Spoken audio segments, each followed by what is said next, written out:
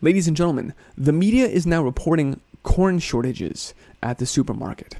And while they're blaming coronavirus, because that's what they blame everything on, right? That's why you're locked at home with a face diaper on your head, and that's why we're taking away your cash and having a great reset now, yes.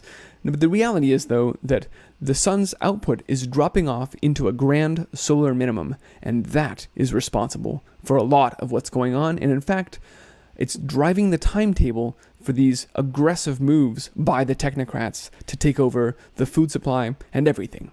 Let's talk about it. I'm Christian, and this is the Ice Age Farmer broadcast. And indeed, Fox is reporting that you can add corn to the list of supermarket staples that have become elusive during the COVID-19 crisis. They go on to say that it's because people bought a lot of canned corn at the beginning, and while big canning companies Del Monte and Green Giant tried as they might to get farmers to plant more, sweet corn growers had already made their plans for the year, and so what we have is what we got. They talk about how there were also problems transporting the crops because trucking companies had fired a bunch of their truckers. But again, all of this is really nonsense compared to the bottom line, which is that last year we had immense flooding at the beginning of the growing season that prevented a lot of farmers from even getting into the fields and planting their soybeans and corn. It was a record by a factor of 4, a record prevent plant acres. We'll read here from this piece. Historic flooding in the early spring and record rainfall across portions of the Corn Belt led many in the industry to expect prevent plantings, i.e. the failure to plant a crop, to reach record highs in 2019, and the latest crop reports bear that out. Meaning, yes, we didn't get the corn we needed last year. And in fact, the USDA's numbers that were reported then were still too high. They've continued to retroactively whittle those numbers down so that they didn't create panic initially, but now they're retroactively adjusting those. So last year was a real disaster in terms of, it was known as the harvest from hell and no plant 19. And that's why it was quite clear, even back in January, when all of this virus nonsense started, I made the assertion, this has nothing to do with the virus. This is about the food, and specifically the fact that that crop is not there. Ladies and gentlemen, I don't have a crystal ball or any smarts whatsoever. This is because it was an entirely predictable scientific reality that the sun goes through natural cycles known as these grand solar minima that have an outsized effect on crop production. Time and time throughout history, and the Dalton minimum and the Maunder minimum before us, you see that there were immense crop failures and people dying of starvation. And underscoring that, because it's one thing to have Christian on the Ice Age Farmer talking about it, but here's a peer-reviewed study out of Canada, Ray Garnett's team. Is diminishing solar activity detrimental to Canadian prairie agriculture? Well, spoiler alert, yes, it is. From the abstract, during the grain-growing months of May through July, the mean temperatures on the prairies has cooled by 2 degrees Celsius during the last 30 years. You sure won't read that in any mainstream media. It's always the hottest year ever. No, we're cooling. This cooling appears to be most certainly linked to diminishing solar activity as the sun approaches a grand solar minimum in the next decade or so. The cooling has led to a reduction in growing degree days, or GDD, and also has impacted precipitation. The GDDs, in conjunction with the temperatures and the precipitative patterns, are, go figure, it's important to growing crops. It has an effect on our agriculture, on our food supply. In this new study, we investigate the impact of the declining growing degree days and the temperature and precipitative changes on the prairie grain yields and quality. The analysis shows that we've already lost 100 growing degree days over the last years since 1985. Our analysis suggests grain yields and quality could be significantly impacted in the coming years as solar activity continues to diminish. That's the same thing we've heard from Valentina Zarkova, that there would be shortages of food because of the sun dropping off. It's what we've heard from Sean Hackett, who said we're going to have to find new ways of growing food. But you get the point.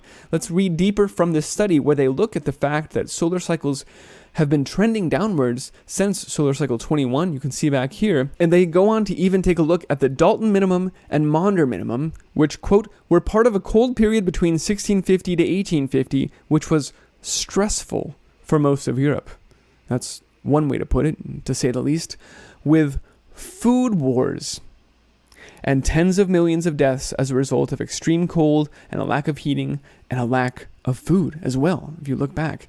They then go on to look at the last 40 years here and conclude, in short, when growing degree days fall, it is expected that top grade red spring wheat will fall 30 to 50%, with an associated market loss of $250 million for red spring wheat alone.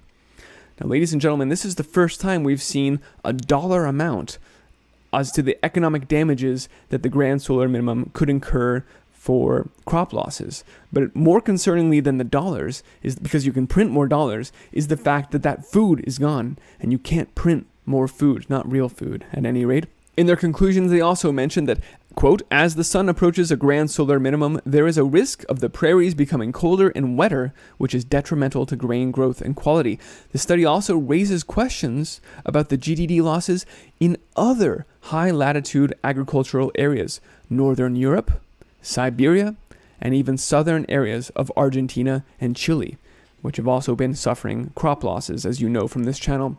So the growing degree days measurement is one that we've talked about here, and in fact, I even created this tool, the Grand Solar Minimum Growing Degree Days tool, for you to get a sense, at least in the United States, of how precipitously our growing degree days dropped off from the 2018 season to the 2019 season.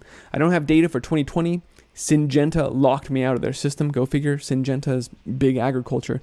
But on this tool, which you can get to at iceagefarmer.com/GDD, you can type in a zip code or any state code like Iowa here and get a list of the counties and then see the difference in GDD measurements from 2018 to 2019. And you can tell it's consistently a double digits loss, which means quantitatively the growing zones are shifting. You can no longer grow corn in some of the areas of the world where we did last year, this year, because there's no heat available. The cooling trend is taking its effect on our crop production. That's why there's a shortage of corn at the supermarket. Has nothing to do with the virus. That's why Canadians described it as a harvest from hell, where they were forced to leave between 40 and 60% of their crops there frozen in the ground after they got an early snowfall, ending any chance of getting any of the crops out of the ground this year. The harvest from hell, because the growing season is shrinking on both sides and the growing zones are moving. Our food supply is feeling the effects of the climate shifting and becoming colder right now. On top of that, weather warfare is actively being employed by the powers that shouldn't be to accentuate these losses and to accelerate the demise of modern agriculture. Let's take a look specifically at the derecho, which plowed straight through the heart of U.S. corn production there in Iowa, to the tune of hundreds of thousands of acres, and still counting. In fact, this latest report, October 10th, indicates that Iowa's derecho crop losses are still racking up, and now it's more than 50% more than was initially estimated by the USDA. Des Moines. Crop loss estimates from the rare windstorm that slammed Iowa in August have increased by more than 50%, a new report shows. The USDA said Friday that the number of acres has now grown to 850,000 unable to harvest acres. Now this is stunning. If you've been watching on Twitter, though, it's not altogether surprising. We've been seeing stories from people who've just given up. They plowed under their corn crop as it was knocked over right before it was ready to harvest. They're not even able to use it for silage. This is obviously a huge economic disaster for a number of Iowan farmers as well. And it also wasn't just the corn crop that suffered, but the grain silos and the grain elevators that were damaged in this storm. So significant and so 100 miles wide, so huge was this swath of damage that you can literally see it from space. This a bright spot here is where the corn was knocked over and damaged.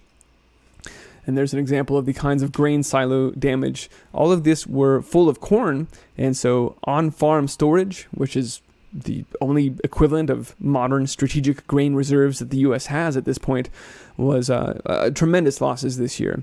And we've been seeing that in some of the most recent numbers. Now, the same thing happened at roughly the same time, right before the corn was ready to harvest, when it's most prone to be knocked over by strong winds. China had a series of typhoons, again, straight through the heart of their corn-producing area. The impact on corn output is going to be felt long term. And look at this. The corn output was falling in the top producing areas by up to 20% of the yields. Ladies and gentlemen, that's massive. And when we're talking about the United States and China both having double-digit losses to their corn yields, well, these are the two biggest corn producers in the world. So this actually moves the needle on the world food supply. This will translate to the shortages into the supermarket, and also, concerningly, to feed shortages for animals, and to perhaps even to ethanol problems. There's a number of things where this will manifest. You could not have devised a more perfect weather warfare attack than these series of storms right through the hearts of U.S. and Chinese corn production. Ladies and gentlemen, this is weather warfare being used, again, to accentuate the losses and accelerate the demise of old agriculture.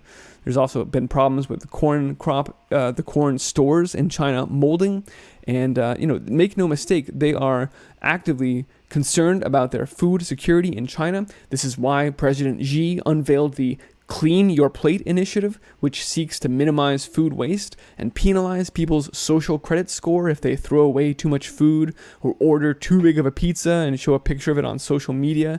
It pops up using AI facial recognition. You shouldn't be wasting food. You should be respectful of food. They're really putting on the pressure to try and mitigate the food crisis that they know is coming and that we're now starting to see on supermarket shelves. So you need to be preparing for this as well. And that's why when you see these headlines, this is a harbinger of what is to come. Please start preparing right now. There's also been a huge amount of media. This certainly happened in the UK. They said people are stocking up. Please don't stock up. But they kept putting this out in the media until people said, well, maybe I should be stocking up too. And so then they started implementing rationing. And currently, if you go into a store physically or via online order, you are rationed to a limit of items that you can get from a certain product group. So many vegetables, so many fats, these sorts of things. The same thing is now happening in the US media. We've been seeing lots of people are stocking up on food because of fears over this COVID-19 surge, the wave 2. We've been seeing from Wall Street Journal, grocers are stockpiling and building pandemic pallets ahead of the winter. This got a lot of press, so you've probably seen that.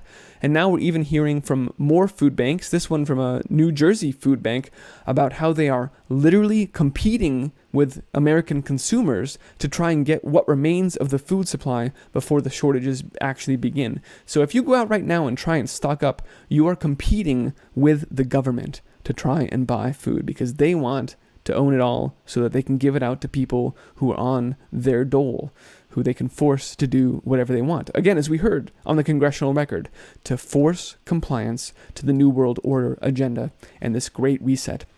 Ladies and gentlemen, that is what's going on right now.